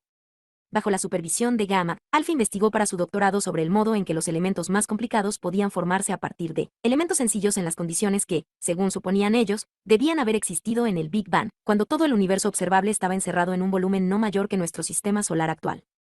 Los elementos químicos. ¿De qué estamos hechos nosotros y el resto del universo visible han de proceder de algún lugar? Y Gamow supuso que la materia prima utilizada para su fabricación fue una caliente bola de fuego compuesta por neutrones. Esto se decía en una época en que se había hecho explotar recientemente las primeras bombas atómicas y se estaba construyendo los primeros reactores nucleares. Aunque se clasificó una gran cantidad de la información relativa a cómo los núcleos producen interacciones unos con otros, existía un banco de datos en expansión constituido por información no clasificada relativa a lo que le sucede a distintos tipos de materiales cuando se irradian o bombardean con neutrones procedentes de los reactores nucleares, un proceso en el cual los núcleos absorben los neutrones uno por uno, convirtiéndose en núcleos de elementos más pesados y librándose del exceso de energía mediante la emisión de radiación gamma. A veces, se crean de este modo núcleos inestables y su composición interna se ajusta emitiendo radiación beta, electrones. Aunque se supuso que la materia prima del universo habían sido los neutrones, también los neutrones se desintegran de este modo para producir electrones y protones, que juntos constituyen el primer elemento, el hidrógeno. Añadiendo un neutrón a un núcleo de hidrógeno se consigue un núcleo de deuterio, hidrógeno pesado. Añadiendo además un protón se forma helio 3, y añadiendo otro neutrón se obtiene helio 4, que también se puede formar por fusión de dos núcleos de helio 3 y la expulsión de dos protones, y así sucesivamente. Casi todo el deuterio y el helio 3 se convierte en helio 4 de un modo u otro. Alpha y Gamma examinaron todos los datos disponibles relativos a la captación de neutrones para distintos elementos y descubrieron que los núcleos que se formaban con mayor facilidad de este modo eran los de los elementos más comunes, mientras que los núcleos que no se formaban fácilmente de este modo correspondían a elementos raros. En particular, descubrieron que este proceso producía una enorme cantidad de helio en comparación con otros elementos, lo que encajaba con las observaciones relativas a la composición del Sol y las estrellas que los científicos estaban realizando por aquella época. La predicción de la radiación de fondo. Este trabajo, además de proporcionar a Alpha el material necesario para su doctorado, constituyó la base de un informe científico publicado en la revista Physical Review. Cuando llegó el momento de presentar el informe, Gamma, un bromista empedernido, decidió, pasando por alto las objeciones de Alpha, añadir el nombre de su viejo amigo Hans Beck, 1906, como coautor, por la sencilla razón de que le gustaba cómo quedaban los nombres Alpha, Big, Gamma, Alpha, Beta, Gamma. Además, le encantó la coincidencia de que el informe apareciera en el número de Physical Review del 1 de abril de 1948. Esta publicación marcó el inicio de la cosmología del Big Bang como una ciencia cuantitativa. Poco después de que se publicara el informe Alpha Beta Gamma, que es el nombre que se le da habitualmente, Alpha y German descubrieron un aspecto importante de la naturaleza del Big Bang. Constataron que la radiación caliente que llenaba el universo en la época del Big Bang debía seguir llenando el universo en la época actual, pero tendría que haberse enfriado en una cantidad cuantificable a medida que se producía la expansión universal del espacio. Se puede imaginar esto como un corrimiento extremo hacia el rojo, estirándose las longitudes de onda de los rayos gamma y rayos X originales hasta llegar a la zona del radio, en el espectro electromagnético. Más tarde, antes de finalizar el año 1948, Alpha y German publicaron un informe en el que daban cuenta de los cálculos que había realizado con respecto a este efecto y suponían que esta radiación de fondo, también, teoría cosmológica del estado estacionario. N de la T, es la radiación del cuerpo negro, a la temperatura adecuada. Descubrieron que la temperatura actual de la radiación de fondo estaría en torno a los 5K grados Kelvin, es decir, aproximadamente 268 grados centígrados. En aquella época, Gamma no aceptaba la validez de este trabajo, pero después de 1950 se convirtió en un ardiente partidario de esta teoría y trató sobre ella en varias de sus publicaciones de divulgación 264, a menudo con algunos detalles erróneos en los cálculos. Nunca se le dio bien hacer cuentas, y sin reconocer adecuadamente los méritos de Alpha y German. En consecuencia, a menudo se le menciona indebidamente como autor de la predicción relativa a la existencia de esta radiación de fondo, cuando el mérito es únicamente de Alpha y German. La medición de la radiación de fondo. Nadie hizo demasiado caso de esta predicción en aquel momento. Los que estaban enterados de su existencia pensaron equivocadamente que la tecnología disponible para estudiar radioastronomía no era lo bastante buena como para medir aquel débil siseo de mido de radiofrecuencias que llegaba de todas las direcciones del espacio. Los que tenían acceso a esta tecnología parecían no haberse enterado de la existencia de esta predicción. Sin embargo, a principios de la década de 1960, dos especialistas en 264, por ejemplo, en su libro The Creation of the Universe, radioastronomía, que trabajaban con una antena de bocina en el Centro de Investigaciones de los Laboratorios Bell, cerca de Holmdel, Nueva Jersey, descubrieron que se veían invadidos por un débil ruido de radiofrecuencias procedente de todas las direcciones del espacio, correspondiente a una radiación del cuerpo negro con una temperatura de unos 3K, menos 270 grados centígrados. Amo Penzies, 1933, y Robert Wilson, 1936, no tenían ni idea de qué era lo que habían descubierto, pero carretera abajo, en la Universidad de Princeton. Un grupo que trabajaba bajo la dirección de Jim Peebles, 1935, estaba construyendo un radiotelescopio destinado específicamente a investigar este eco del Big Bang, no a causa de los trabajos pioneros de Alpha y German, sino porque Peebles había llevado a cabo de manera independiente unos cálculos similares. Cuando llegó a Princeton la noticia de lo que los investigadores de los laboratorios Bell habían descubierto, Peebles pudo explicar al momento qué era lo que estaba pasando. Este descubrimiento, publicado en 1965, marcó el momento en que la mayoría de los astrónomos comenzó a tomar en serio el modelo del Big Bang como una descripción plausible del universo en que vivimos, en vez de como una especie de juego teórico abstracto. En 1978, Penzias y Wilson compartieron el premio Nobel que se les concedió por su descubrimiento, un honor que quizá merecían menos que Alpha y German, que nunca recibieron este premio. 265 Desde entonces, el fondo continuo de radiaciones de microondas, o radiación de fondo, se ha observado con todo detalle mediante numerosos instrumentos diferentes, incluido el famoso satélite COBE, y se ha confirmado que es una radiación perfecta del cuerpo negro, la radiación del cuerpo negro más perfecta que se ha visto jamás, con una temperatura de 2725 K. Es la prueba más poderosa de que realmente existió un Big Bang, o, dicho con un lenguaje más científico, que el universo visible pasó por una fase extremadamente caliente y densa hace unos 13.000 millones de años. Los cosmólogos del siglo XXI están intentando descifrar el misterio del modo en que esta bola de energía incandescente y extremadamente caliente pudo llegar a existir, pero aquí no vamos a explicar estas teorías, que están todavía en una fase especulativa, y terminaremos nuestro relato de la historia de la cosmología en el momento en que 265 Siempre he sospechado que los miembros del comité del premio Nobel, como muchas otras personas, pensaron que el autor de esta predicción había sido Gamow, que murió en 1978, y los premios Nobel nunca se conceden a título póstumo. No hay ninguna otra razón obvia por la cual Alpha y German pudieran haber sido ignorados. Existen unas pruebas abrumadoras de que el universo, tal como lo conocemos, emergió de un Big Bang. Si se desea poner una fecha a este descubrimiento, puede valer la del anuncio de los resultados obtenidos por el COBE, es decir, la primavera de 1992. De hecho, puesto que la observación ha demostrado que las hipótesis formuladas eran correctas, el modelo del Big Bang tiene ahora todo el derecho a llamarse teoría del Big Bang. Pero, ¿qué fue exactamente lo que emergió del Big Bang? Cuando Alpha y German perfeccionaron aún más sus cálculos, pronto descubrieron que había un problema importante en relación con el esquema global de fabricar elementos, nucleosíntesis, mediante la adición repetida de neutrones, una por uno, al núcleo. Pronto se vio que no existen núcleos estables con masas de 5 u 8 unidades en la escala atómica.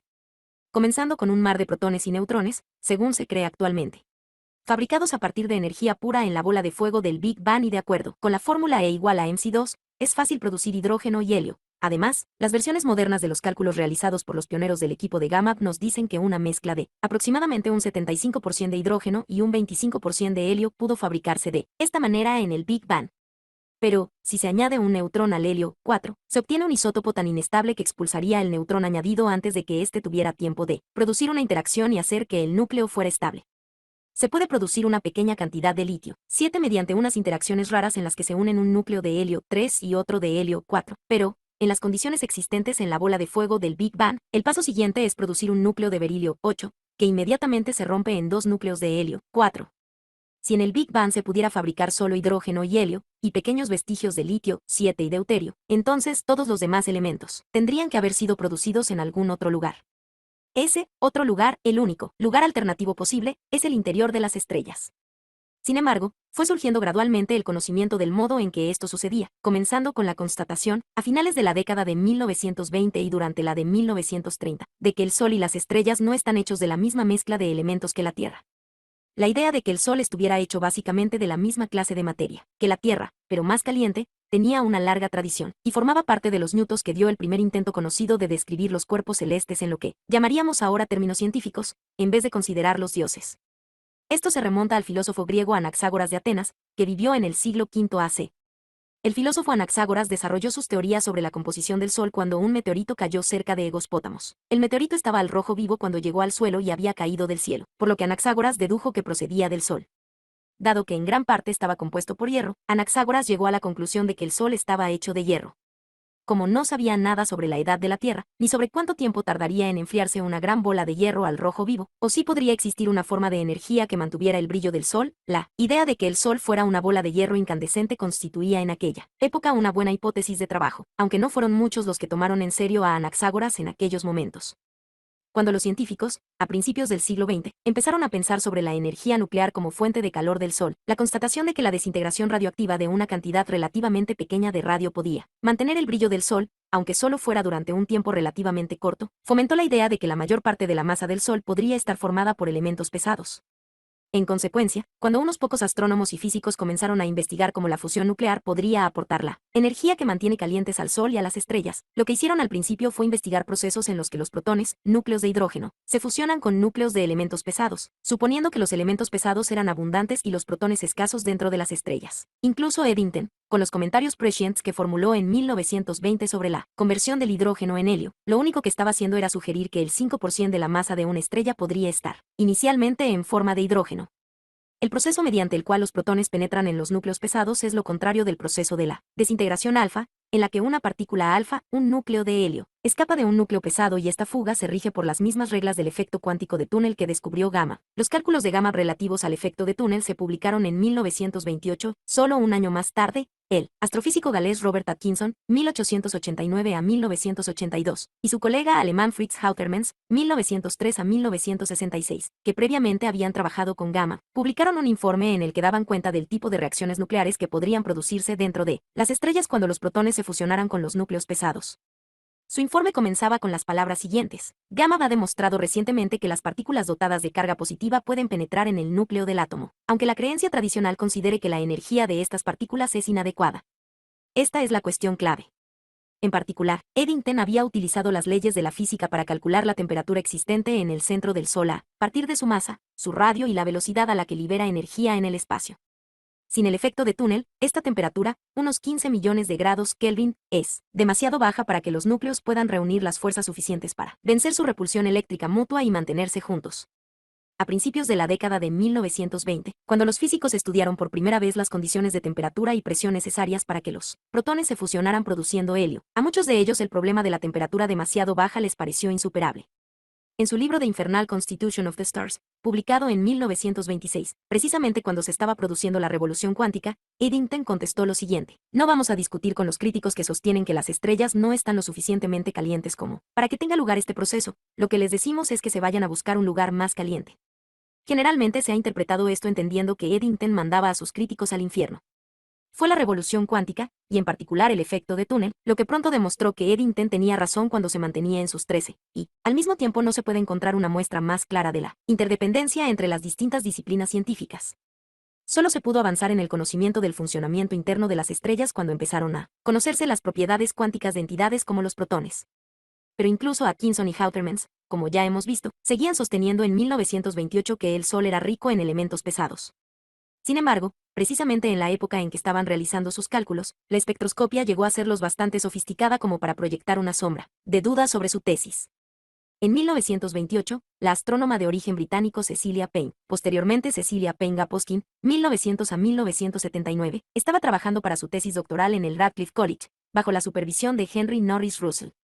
Utilizando la espectroscopia, descubrió que en la composición de las atmósferas estelares predomina el hidrógeno, un resultado tan sorprendente que, cuando se publicó, Russell insistió en que Cecilia debía incluir una advertencia en la que se especificara que las características espectroscópicas observadas no podían entenderse realmente como algo que implicara que las estrellas están hechas de hidrógeno, sino que tendrían que deberse a algún tipo de comportamiento peculiar del hidrógeno en condiciones estelares, un comportamiento que de alguna manera acrecentaría la presencia del hidrógeno en los espectros. Sin embargo, más o menos al mismo tiempo, el alemán Albrecht Ansolf, 1905, y el joven astrónomo irlandés William M. Secrea, 1904 a 1999, cada uno por su lado, descubrieron que la predominancia de las líneas del hidrógeno en los espectros estelares indica que la presencia de los átomos de hidrógeno en las atmósferas de las estrellas es cuantitativamente 1.000.000 de veces más que la de todos los átomos de cualesquiera otros elementos en conjunto. Como brillan las estrellas, el proceso de fusión nuclear, todos estos trabajos, que confluyeron a finales de la década de 1920, marcaron el comienzo del desarrollo de los conocimientos relativos a las causas por las cuales las estrellas brillan continuamente. Todavía tuvieron que transcurrir varios años antes de que los astrofísicos fueran capaces de concretar cuáles eran las interacciones nucleares más probables que podrían explicar este proceso, y aún haría falta un poco más de tiempo para que pudieran calibrar exactamente en qué proporción predomina el hidrógeno en la composición del universo visible. En parte, esto se debió a una desafortunada coincidencia. en la década de 1930, cuando los astrofísicos desarrollaron modelos matemáticos para describir la estructura interna de las estrellas. Con más detalle, descubrieron que estos modelos funcionaban, en el sentido de que predecían la existencia de bolas de gas caliente con el mismo tipo de tamaño, temperatura y masa que las estrellas, tanto si la composición de los objetos calientes es aproximadamente 2/3 de elementos pesados y 1/3 de hidrógeno, o una mezcla de hidrógeno y helio, como si su composición es al menos un 95% de hidrógeno y helio, con tan solo un pequeño vestigio de elementos pesados. Con cualquiera de los dos tipos de mezcla, pero ninguna otra, las propiedades de las bolas calientes de gas que predicen las ecuaciones coincidirían con las de las estrellas reales. Después de haber constatado que existe más que un pequeño vestigio de hidrógeno dentro de las estrellas, al principio los astrofísicos se decidieron inmediatamente por la opción que contemplaba los 2/3 de elementos pesados, lo que significa que durante casi una década se concentraron en investigar las interacciones en las que los protones excavan un túnel en los núcleos pesados. Por fin descubrieron y conocieron detalladamente los procesos que pueden convertir el hidrógeno en helio, y solo entonces constataron que los elementos pesados son escasos en las estrellas y que el hidrógeno y el helio juntos constituyen el 99% de la materia estelar. Como sucede a menudo con las teorías científicas cuyo momento ha llegado, las interacciones cruciales implicadas en los procesos de fusión nuclear que hacen que las estrellas sigan brillando, fueron identificadas de manera independiente por distintos investigadores aproximadamente al mismo tiempo. Las aportaciones más importantes llegaron a finales de la década de 1930 y fueron las del científico de origen alemán Hans Bethe, que trabajaba entonces en la Cornell University, y las de Carrie von Weizsäcker, 1912, que trabajaba en Berlín. Estos investigadores identificaron dos procesos que podían tener lugar a unas temperaturas que, según se sabía, existían dentro de las estrellas, y que permitían que unos procesos cuánticos, como el efecto de túnel, convirtieran hidrógeno en helio, con la correspondiente liberación de energía. Uno de estos procesos, conocido como la cadena protón-protón, es la interacción que predomina en estrellas como el Sol. En este proceso se juntan dos protones, expulsando un positrón, para formar un núcleo de deuterio, hidrógeno pesado, 266. Cuando otro protón se fusiona con este núcleo, forma helio, 3, dos protones más un neutrón, y cuando dos núcleos de helio, 3 se fusionan y expulsan dos protones, el resultado es un núcleo de helio, 4, dos protones más dos neutrones. El segundo proceso opera con más efectividad a las 266. Muchas de estas interacciones se producen también con emisión de neutrinos, pero, para simplificar las cosas, no entraremos en estos detalles. Temperaturas ligeramente más altas que se dan en el centro de las estrellas cuya masa es al menos una vez y media la masa del Sol, y en muchas estrellas funcionan ambos procesos. Este segundo proceso, el ciclo del carbono, opera en un ciclo cerrado y necesita la presencia de unos pocos núcleos de carbono, con unos protones haciendo el efecto de túnel en estos núcleos, tal como Atkinson y Hauterman sugirieron. Dado que este proceso es un ciclo cerrado, estos núcleos pesados emergen al final del ciclo tal como estaban al principio, y lo que hacen en realidad es actuar como catalizadores. El ciclo comienza con un núcleo de carbono 12, al que la adición de un protón convierte en un núcleo inestable de nitrógeno 13. Luego, este núcleo inestable emite un positrón y se convierte en carbono 1,3267. Añadiendo un segundo protón se consigue nitrógeno 14, mientras que la adición de un tercer protón al nitrógeno 14 forma un núcleo inestable de oxígeno 15, que emite un positrón para convertirse en nitrógeno 15. Ahora llegamos a la escena final. Con la adición de un cuarto protón, el núcleo emite una partícula alfa completa y se convierte de nuevo en carbono 12, que era el ingrediente inicial. Pero una partícula alfa es sencillamente un núcleo de helio 4. Una vez más, el efecto resultante es que 4 protones se han convertido en un solo núcleo de helio, al tiempo que se ha emitido un par de positrones y mucha energía durante todo el proceso. La identificación de estos procesos tuvo lugar poco antes del comienzo de la Segunda Guerra Mundial, con lo cual los avances posteriores en el conocimiento de los funcionamientos internos de las estrellas tuvieron que esperar hasta el restablecimiento de unas condiciones de normalidad a finales de la década de 1940. Sin embargo, estos estudios se beneficiaron entonces enormemente del esfuerzo bélico por comprender las interacciones nucleares, realizado en el marco de la investigación sobre armas atómicas y el desarrollo de los primeros reactores nucleares. Cuando se desclasificó la información correspondiente, esta ayudó a los astrofísicos a calcular las velocidades a las que podrían producirse interacciones como las que hemos descrito en el interior de las estrellas. Además, después de que los trabajos de Alphe, German y Gamma pusieran de manifiesto el problema de los huecos sin masa, para la fabricación de elementos más pesados paso a paso a 267. La emisión de un positrón hace que uno de los protones del núcleo se convierta en un neutrón.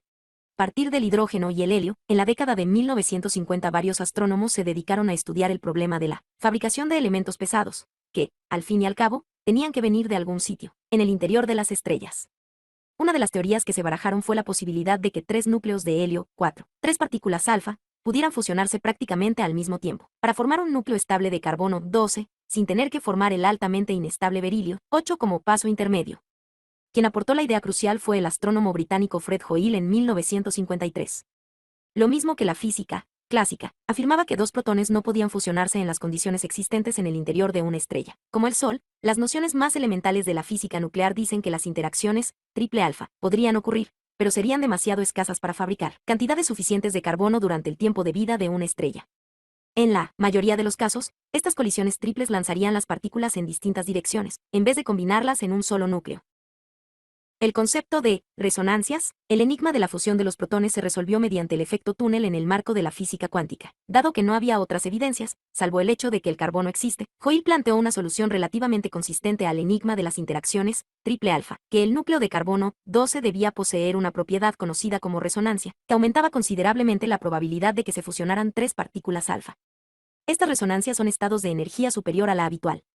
Si la energía básica del núcleo se compara con la nota fundamental que suena en una cuerda de guitarra, las resonancias se pueden comparar con notas más altas tocadas en la misma cuerda, donde solo ciertas notas, ciertos armónicos, son posibles.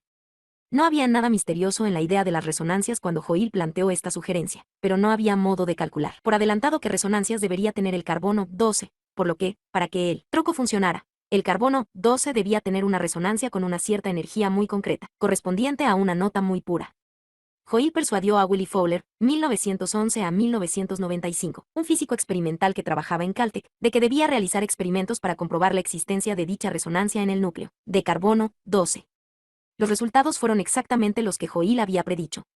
La existencia de esta resonancia hace posible que tres partículas alfa se fusionen suavemente, en vez de chocar y salir disparadas en distintas direcciones como resultado del impacto.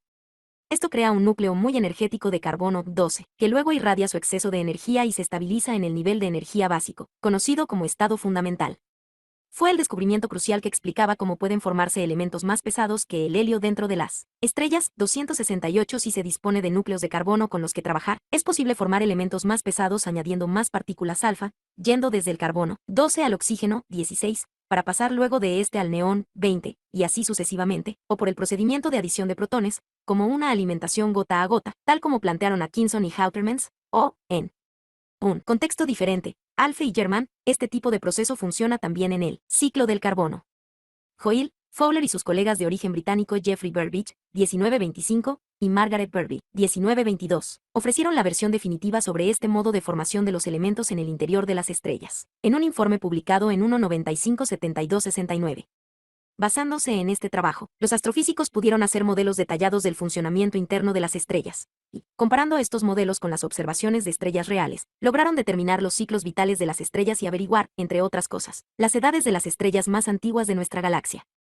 Este conocimiento de los procesos de fusión nuclear que actúan dentro de las estrellas explicaba cómo se pueden fabricar todos los elementos, hasta llegar al hierro, a partir del hidrógeno y el helio producidos en el Big Bang. Lo que es aún mejor, las proporciones de los distintos elementos que pueden producirse de este modo, según la predicción, se corresponde con las proporciones observadas en el universo en general, la cantidad de carbono en relación con la de oxígeno, o la de neón en relación con la de calcio, o cualesquiera otras.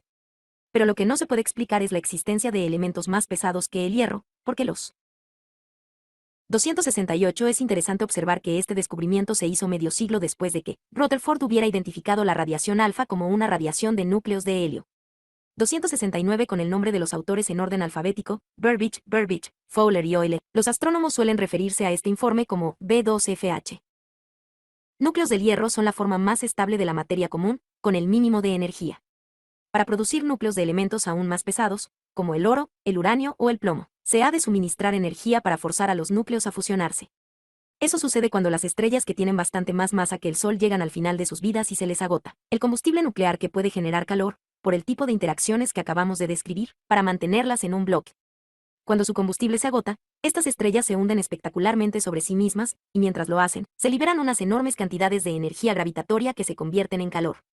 Uno de los efectos es que la estrella brilla durante unas pocas semanas, con tanto brillo como una galaxia completa de estrellas ordinarias, cuando se convierte en una supernova. Otro efecto es que el fenómeno aporta energía para fusionar núcleos y formar los elementos más pesados.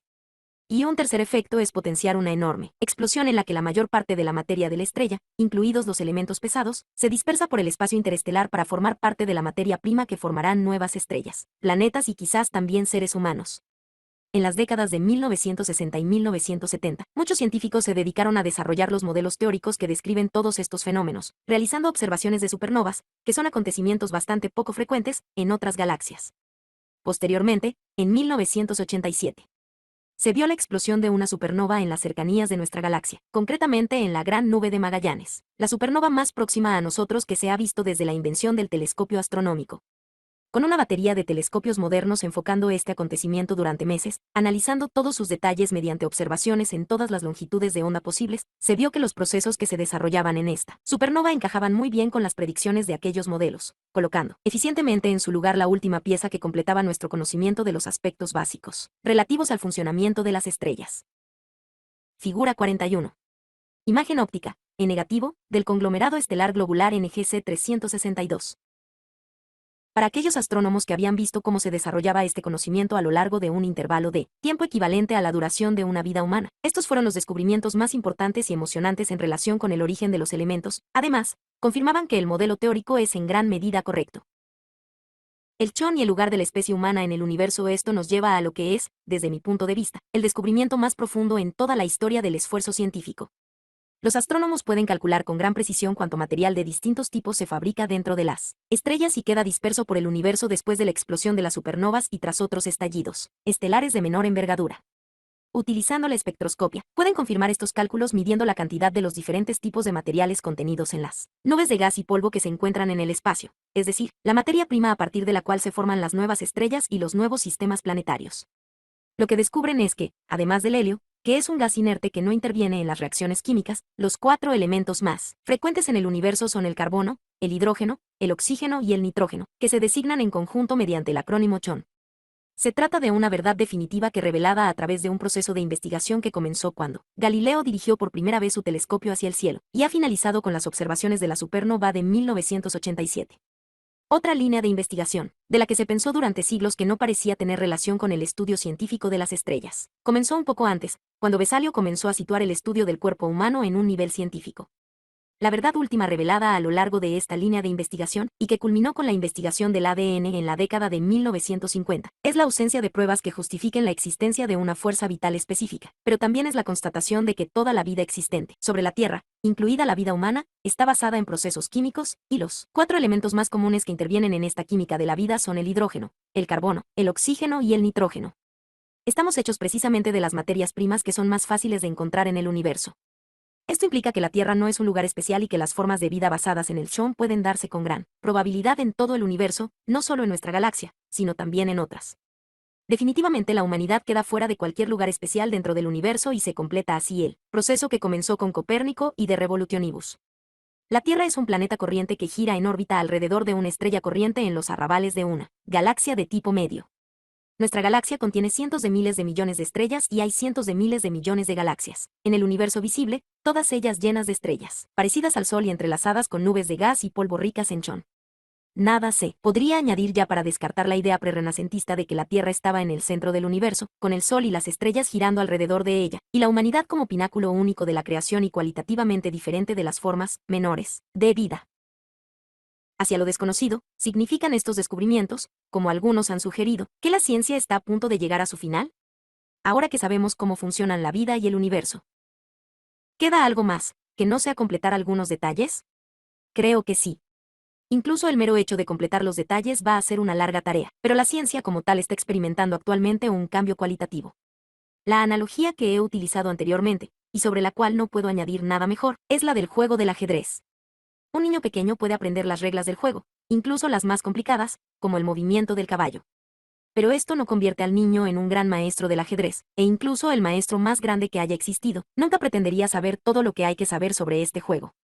4 siglos y medio después de la publicación de De Revolutionibus, nos encontramos en la misma situación que ese niño pequeño que acaba de aprender las reglas del juego. Estamos justo comenzando a hacer nuestros primeros intentos de jugar, con inventos tales como la ingeniería genética y la inteligencia artificial. ¿Quién sabe lo que nos podrá deparar el futuro durante los próximos 5 siglos, por no hablar de los próximos 5 milenios?